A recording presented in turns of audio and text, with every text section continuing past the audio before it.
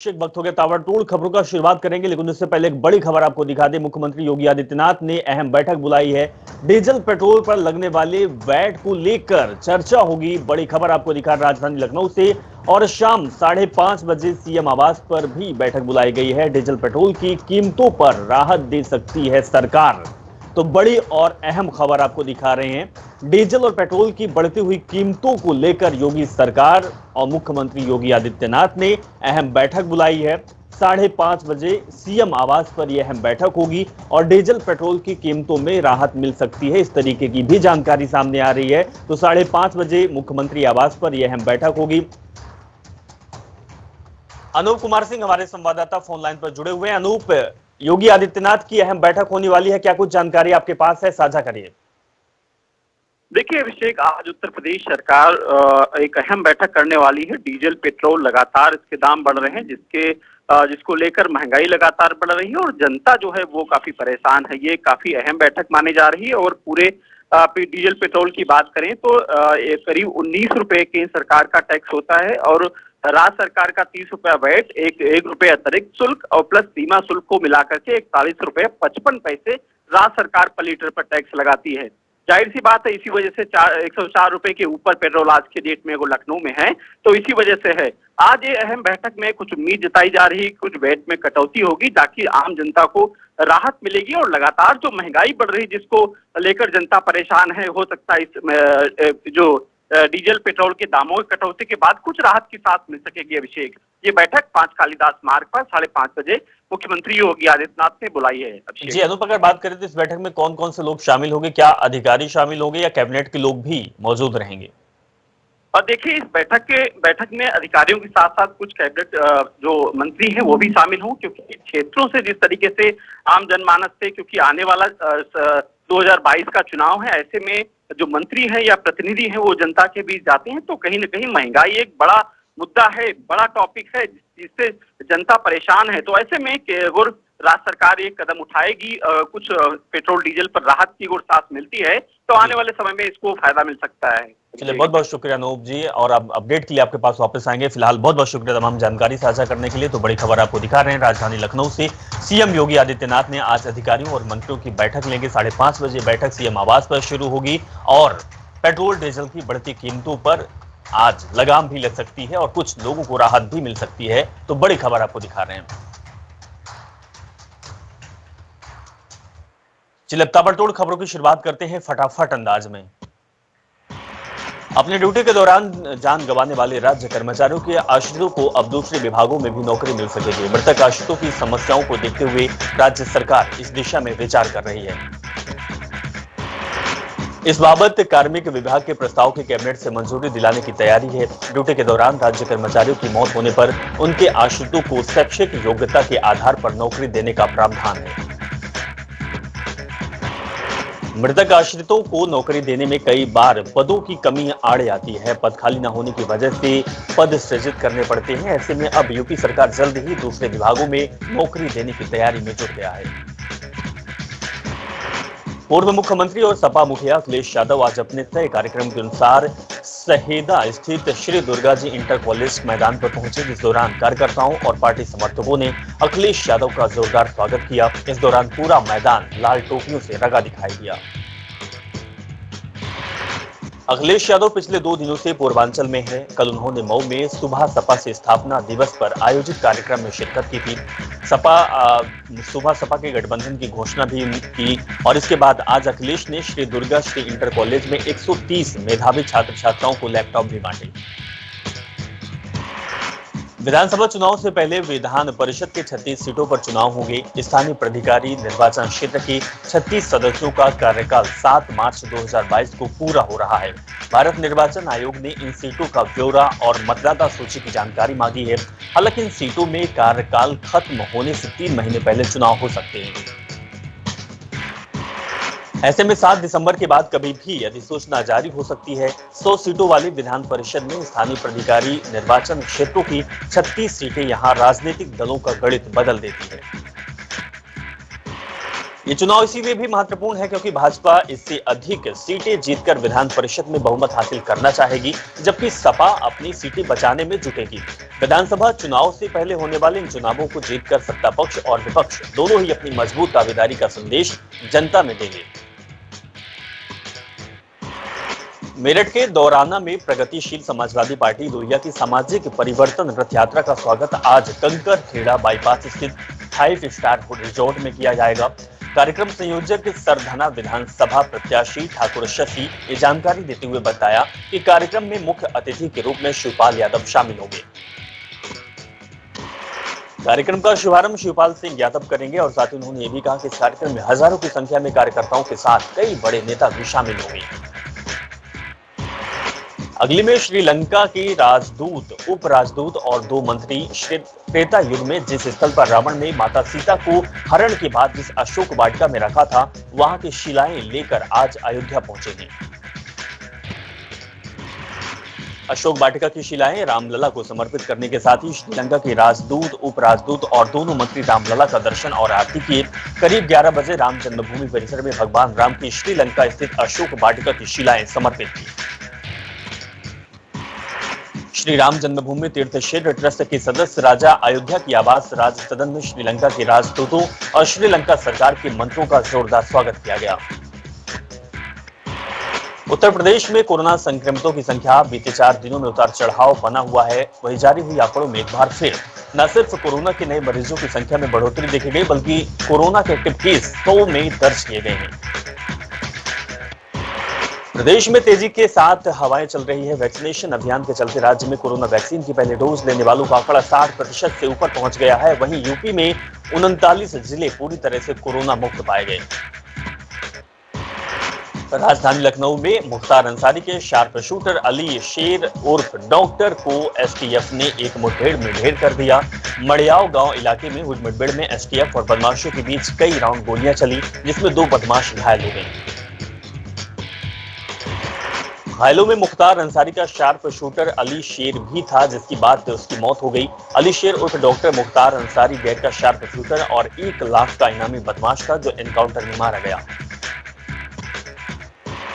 बता दें कि अली शेर उर्फ डॉक्टर आजमगढ़ का रहने वाला था। अली शेर के साथ साथ कमरान की यूपी एसटीएफ के साथ मुठभेड़ हो गई, जिसमें 2 लोग मारे गए और 22 सितंबर को रांची में बीजेपी नेता जीताराम मुंडा की गोली मारकर हत्या का इल्जाम लगा था और फरार बदमाश अली शेख पर 1 लाख रुपए का इनाम भी था।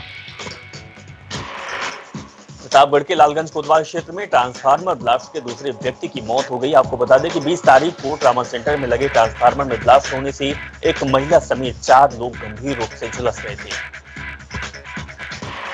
फतेहपुर के हथगाम थाना क्षेत्र में पलिया ग्राम में लगभग 11 फीट का अजगर निकलने से गांव में हड़कंप मच गया, जिसके बाद ग्रामीणों ने अजगर निकलने की सूचना वन विभाग को दी और वन विभाग अमला मौके पर पहुंचकर अजगर को पकड़कर जंगल में छोड़ दिया। मथुरा के कोसीकल्ला थाना इलाके में इंडस्ट्रियल एरिया में Maxo and industries trial oil plant में अचानक बॉयलर में भीषण आग लग गई। बताया जा रहा कि बॉयलर की क्षमता से अधिक माल भरने की वजह से यह हादसा हुआ और हादसे में किसी के हताहत होने की खबर नहीं है। बांदा के शहर कोतवाली क्षेत्र में इलाज के लिए आए युवक की 4 पहिया गाड़ी के कांच का शीशा तोड़कर उसमें रखा हुआ बैग लेकर फरार हो गई, जिससे सोने चांदी के जेवरात और नगद पैसा था। जिसके बाद पीड़ित ने थाने जाकर आरोपियों के खिलाफ शिकायत दर्ज कराया और पुलिस से कार्रवाई करने की मांग की है। बिजनौर के कीरतपुर थाना क्षेत्र में लिव इन में रह रही प्रेमिका के संग करवा चौथ मनाने वाले युवक ने अपनी पत्नी के ऊपर केरोसिन डालकर आग के हवाले कर दिया, जिससे महिला गंभीर रूप से झुलस गई। जिसके बाद पुलिस ने महिला के पति समेत 5 लोगों के खिलाफ केस दर्ज कर लिया है। पीलीभीत के तौल न होने से नाराज किसान ने मंडी गेट पर धान जला दिया। वहीं मंडी समिति के मुख्य गेट पर ट्रॉली लगाकर रास्ता रोकने के साथ किसानों ने विरोध जताया। सूचना मिलते ही मौके पर पहुंचे पुलिस और नगर मजिस्ट्रेट मामले को शांत करवाया। बदायूं के बिलसी थाना क्षेत्र में संदिग्ध परिस्थितियों में महिला की हत्या से इलाके में सनसनी फैल गई, जिसके बाद सूचना मिलते ही मौके पर पहुंचे पुलिस ने शव को कब्जे में लेकर पोस्टमार्टम के लिए भेज दिया और मामले की तफ्तीश में जुट गई। हरदोई के शहर कोतवाली क्षेत्र में कुछ दबंगों ने एक युवक को मामूली बात पर जमकर पीट दिया। वहीं पिटाई का पूरा वीडियो सीसीटीवी कैमरे में कैद हो गया, जिसका वीडियो सोशल मीडिया पर जमकर वायरल हो रहा है। बादा में उत्तर प्रदेश को उत्तम प्रदेश बनाने की मुहिम तेज हो गई, जिसके तहत जिलाधिकारी और एसडीएम सदर की नई पहल में आंगनबाड़ी कार्यकर्तियों को स्मार्टफोन बांटे। कार्यकर्ताओं ने बताया कि पहले फील्डिंग कार्य में उन्हें काफी दिक्कतों का सामना करना पड़ा था। मथुरा के राया थाना क्षेत्र में बाइक की एजेंसी में अज्ञात बदमाशों ने लगभग 7 लाख रुपए चोरी कर फरार हो गए, जिसके बाद सूचना मिलते ही मौके पर पहुंची पुलिस ने मामले की छानबीन में जुट गई। सहारनपुर के नागल थाना क्षेत्र में युवती को फेसबुक पर दोस्ती करने की कीमत अपनी जान देकर चुकानी पड़ी। प्रेमी युवक ने युवती को छत्तीसगढ़ बुलाकर जहरीला पदार्थ खिलाकर उसकी हत्या कर दी, जिसके बाद मौके पर पहुंची पुलिस ने शव को कब्जे में लेकर पोस्टमार्टम के लिए भेज दिया। बरेली के संज्ञान फरीदपुर थाना क्षेत्र में लाइसेंस से बंदूक साफ करते समय गोली चल गई, जिससे युवक गंभीर रूप से घायल हो गया, जिसके बाद परिजनों ने घायल को युवक को उपचार के लिए भर्ती किया। वहीं मौके पर पहुंची पुलिस ने मामले को संज्ञान में लिया। कानपुर के प्राथमिक स्वास्थ्य केंद्र में बच्चों के टीकाकरण के नाम पर 20 रुपए की वसूली की जा रही थी, जिसका वीडियो बनाकर सोशल मीडिया पर वायरल किया गया, जिसके बाद स्वास्थ्य केंद्र में हड़कंप मच गया। हरदोई के हरपालपुर बिलग्राम इलाके में गंगा, रामगंगा और गर्रा का जलस्तर बढ़ने के बाद बाढ़ का खतरा मंडरा रहा है। सैकड़ों गांवों और खेतों में पानी भर गया। हरपालपुर क्षेत्र में कई स्कूल और अरवल थाने के अंदर भी पानी भर गया है। लोग सुरक्षित स्थान की तलाश में गांव छोड़कर जाने को मजबूर हैं। ऐसे में डीएम अविनाश कुमार ने विधायक आशीष सिंह आशु के साथ बिलग्राम में और एडीएम वंदना त्रिवेदी से हरपालपुर क्षेत्र में भ्रमण कर बाढ़ और राहत कार्यों की स्थिति का जायजा लिया। आगरा के कमला थाना क्षेत्र के अंतर्गत सुल्तानगंज इलाके में चेकिंग के दौरान 20 लाख रुपए पकड़े गए। वहीं 40 लाख रुपए कमला नगर के स्टील व्यापारी के बताए जा रहे हैं, जिसके बाद आईटी और पुलिस दोनों आरोपियों को पूछताछ के लिए ले गई है। लखनऊ में भारत पाकिस्तान के बीच हुए क्रिकेट मैच में भारतीय क्रिकेट टीम की हार के बाद देश विरोधी अराजक तत्वों के खिलाफ कार्रवाई की गई। यूपी पुलिस ने आगरा में 3 को हिरासत में लिया, साथ ही बरेली में 3 मामलों में से 1 में गिरफ्तारी कर ली गई। जौनपुर के मछली शहर थाना क्षेत्र में देश के संबंध में आपत्तिजनक शब्दों का प्रयोग करता हुआ वीडियो सोशल मीडिया पर जमकर वायरल हो रहा। वही वीडियो वायरल होते ही पुलिस उस उक्त अभियुक्त के खिलाफ केस दर्ज करते हुए अभियुक्त नसीम को हिरासत में लिया है। आगरा के जगदीशपुरा थाना क्षेत्र में T20 वर्ल्ड कप में पाकिस्तान की जीत पर जश्न मनाने और देश विरोधी नारे लगाने वाले 3 कश्मीरी छात्र अरशद, इनायत और शौकत को पुलिस ने गिरफ्तार कर लिया है। लखनऊ के मड़ियाओ इलाके में यूपी एसटीएफ और बदमाश के बीच मुठभेड़ हो गई। मुठभेड़ के दौरान कई राउंड फायरिंग के बाद बदमाश ढेर हो गए, जिसके बाद पुलिस ने बदमाश के कब्जे से 1 बाइक, कारबाइन, 2 पिस्टल, 1 देसी तमंचा सहित भारी मात्रा में कारतूस बरामद किया है। लखनऊ के आलमबाग थाना क्षेत्र में रेस्टोरेंट कारोबारी को कुछ बदमाशों ने गोली मारकर फरार हो गए। वहीं गोली लगने से युवक गंभीर रूप से घायल हो गया, जिसे उपचार के लिए अस्पताल में भर्ती कराया गया। मौके पर पहुंची पुलिस ने आरोपियों के खिलाफ केस दर्ज कर कार्रवाई शुरू कर दी है। कुशीनगर के तरिया सुजान थाना क्षेत्र में ट्रक और कमांडर में भीषण टक्कर हो गई, जिसमें 2 की मौत हो गई और 5 लोग गंभीर रूप से घायल हो गए, जिसके बाद सूचना मिलते ही मौके पर पहुंचे पुलिस ने शव को कब्जे में लेकर पोस्टमार्टम के लिए भेज दिया और घायलों को उपचार के लिए अस्पताल में भर्ती किया। अमेठी के मुंशीगंज थाना क्षेत्र में मामूली विवाद में पति ने पत्नी को डंडे से पीट-पीट मौत के घाट उतार दिया, जिसके बाद सूचना मिलते ही मौके पर पहुंची पुलिस ने कातिल पति को हिरासत में लिया और शव को कब्जे में लेकर पोस्टमार्टम के लिए भेज दिया। बरेली में चेकिंग के दौरान पुलिस ने 91 लाख रुपए के साथ 2 लोगों को हिरासत में लिया। बता दें कि पुलिस ने पूछताछ के लिए कार चालक और उसके साथी को हिरासत में लिया है। वहीं इस दौरान इनकम टैक्स विभाग के अधिकारी भी जांच के लिए पहुंचे। कुशीनगर के बरवा पट्टी थाना क्षेत्र में खाना बनाते समय अचानक घर में आग लग गई। वहीं आग लगने से 4 लोगों की झोपड़ियां जलकर राख हो गई, जिसके बाद सूचना मिलते ही मौके पर पहुंची पुलिस और फायर ब्रिगेड की टीम ने कड़ी मशक्कत के बाद आग पर काबू पाया। मुख्यमंत्री पुष्कर सिंह धामी आज बद्रीनाथ धाम का दौरे पर हैं और इस दौरान उन्होंने प्रधानमंत्री मोदी के धाम में प्रस्तावित कार्यों को लेकर निरीक्षण किया है। प्रधानमंत्री मोदी 5 नवंबर को उत्तराखंड दौरे पर आ रही हैं। इस दौरान पीएम बाबा केदारनाथ के दर्शन करेंगे। केंद्र सरकार ने केदारनाथ के तर्ज पर बद्रीनाथ को भी संवारने का निर्णय लिया है, जिसके लिए बजट भी स्वीकृत किया जा चुका है। माना जा रहा है कि प्रधानमंत्री मोदी उत्तराखंड दौरे के दौरान बद्रीनाथ धाम के सुंदरीकरण कार्यों को लेकर भी चर्चा कर सकते हैं। उत्तराखंड के पूर्व मुख्यमंत्री हरीश रावत ने पूर्व मुख्यमंत्री विजय बहुगुणा पर तंज कसा है। उन्होंने कहा है कि वे बेरोजगार हो गए थे, भाजपा में उन्हें रोजगार मिल गया है। हरीश रावत ने कहा कि उन्होंने कहा है कि विजय बहुगुणा के यहाँ आने का मतलब है कि उन्हें भाजपा में रोजगार मिल गया। साथ ही हरीश रावत ने यह भी साफ कहा कि हो गया है कि भाजपा के अंदर बहुत जबरदस्त गड़बड़ है। गड़बड़ को लेकर उनका शीर्ष नेतृत्व चिंतित है। हरीश रावत ने कहा कि कांग्रेस में बहुगुणा का एक ही दर्द था, उन्हें राज्यसभा नहीं दिया गया। उन्होंने आगे कहा कि मेरी तो भगवान से प्रार्थना है कि ज्यादातर उजाड़ जल्द उबड़ रहे हैं। ऐसे में भाजपा की जो गत आज हुई है, आगे इससे भी बुरी होगी, ये निश्चित है। उत्तराखंड में आई आपदा को लेकर राज्य में सियासत तेज हो गई है। कांग्रेस अपने 5 दिन के अल्टीमेटम के बाद आज राजधानी में सचिवालय के गेट के सामने 1 दिवसीय सांकेतिक उपवास धरना करेगी। कांग्रेस का कहना है कि सरकार की ओर से 5 दिन का समय बीत जाने के बाद भी किसी भी प्रकार की सुध नहीं ली गई। सरकार से प्रभावितों के लिए 5 दिन में राहत कार्य में तेजी लाने का समय दिया गया था, लेकिन सरकार इस ओर आगे नहीं बढ़ी, उसने कोई ठोस कदम नहीं उठाया। नैनीताल हाईकोर्ट ने कॉर्बेट नेशनल पार्क के अवैध रूप से किए जा रहे निर्माण कार्यों, सड़कों और पुलों के संबंध में मीडिया में चल रही खबरों का संज्ञान लिया है। याचिका के रूप में मामले की सुनवाई करते हुए हाईकोर्ट ने राज्य और केंद्र सरकार को 8 नवंबर तक जवाब दाखिल करने का निर्देश दिया है। कोर्ट ने राज्य सरकार को यह भी बताने को कहा है कि पार्क में कौन कौन से स्थानों पर अवैध निर्माण किया जा रहा है। मुख्य न्यायाधीश RS चौहान और न्यायमूर्ति NS धानिक की ही खंडपीठ के समक्ष मामले की सुनवाई हुई। दिल्ली हाईकोर्ट के अधिवक्ता गौरव कुमार बंसल ने दिल्ली हाईकोर्ट में याचिका दायर कर कहा था कि कॉर्बेट नेशनल पार्क की मोड़ घट्टी और पोखरो फॉरेस्ट रेस्ट हाउस के आसपास अवैध निर्माण किया जा रहा है, जिस पर सुनवाई करते हुए हाईकोर्ट ने राज्य सरकार से जवाब तलब किया है। उत्तराखंड में 26 अक्टूबर से कांग्रेस ने मेरा बूथ मेरा गौरव अभियान की शुरुआत कर दी है। इस अभियान के तहत आगामी विधानसभा चुनाव के मद्देनजर बूथ स्तरीय कार्यकर्ताओं को चुनाव प्रबंधन में भागीदारी और स्वामित्व देने का प्रयास किया जाएगा। इस अभियान के तहत आज हल्द्वानी विधानसभा के बूथ लेवल स्तर पर कार्यकर्ताओं का प्रशिक्षण शिविर का आयोजन किया गया है। इस कार्यक्रम में हल्द्वानी विधायक के पर्यवेक्षक भी मौजूद रहे। इस अभियान की शुरुआत प्रदेश प्रभारी देवेंद्र यादव के निर्देश पर किया गया है। देहरादून में लगातार बढ़ रहे डेंगू के मामलों ने स्वास्थ्य विभाग और नगर निगम की बेचैनी बढ़ा दी है।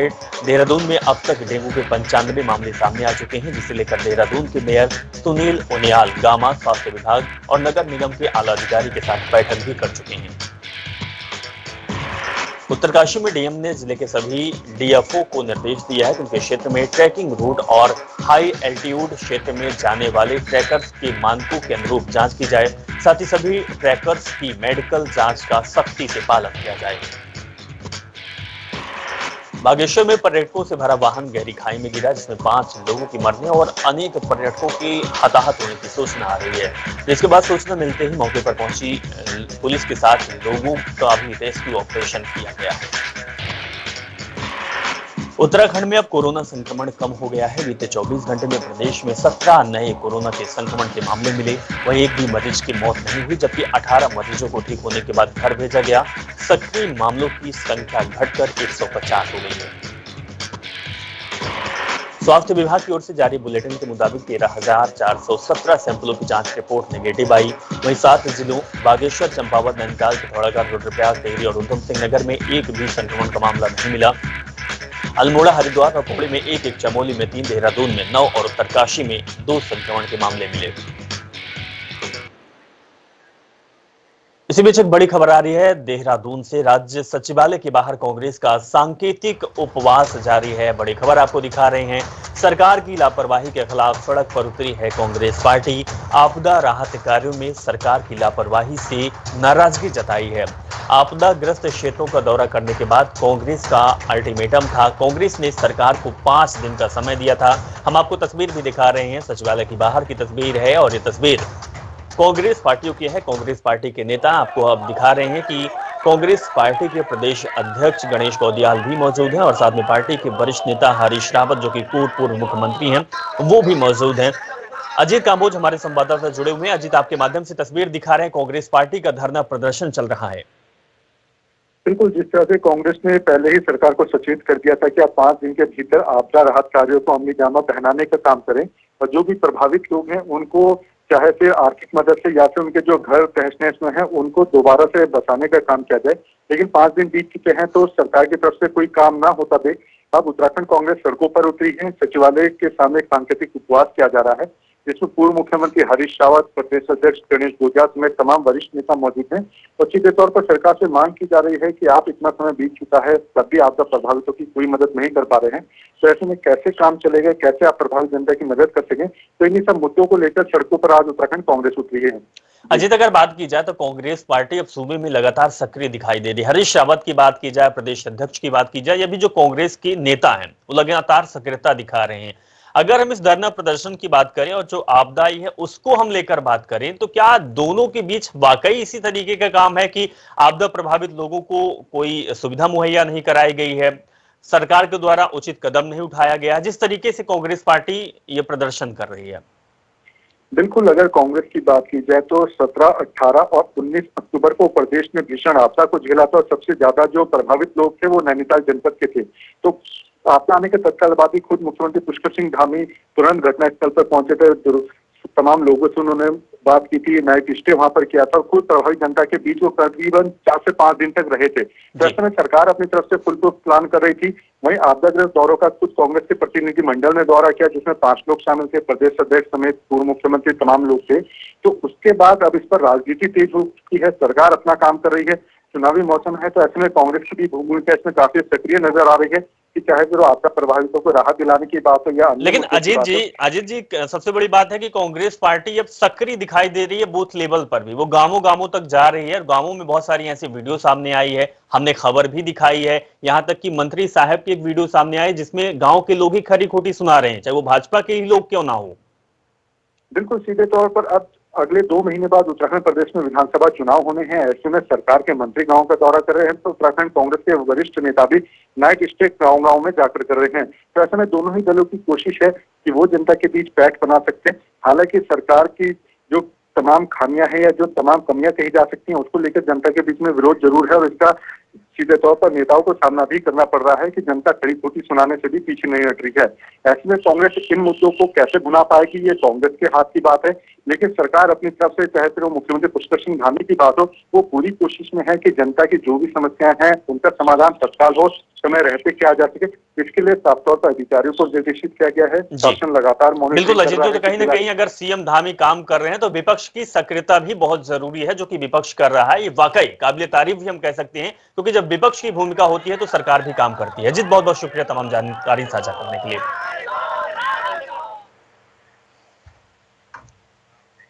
तो इस बड़ी खबर के साथ फिलहाल इस बुलेटिन में बस इतना ही। आप देखते रहिए जनता टीवी। नमस्कार।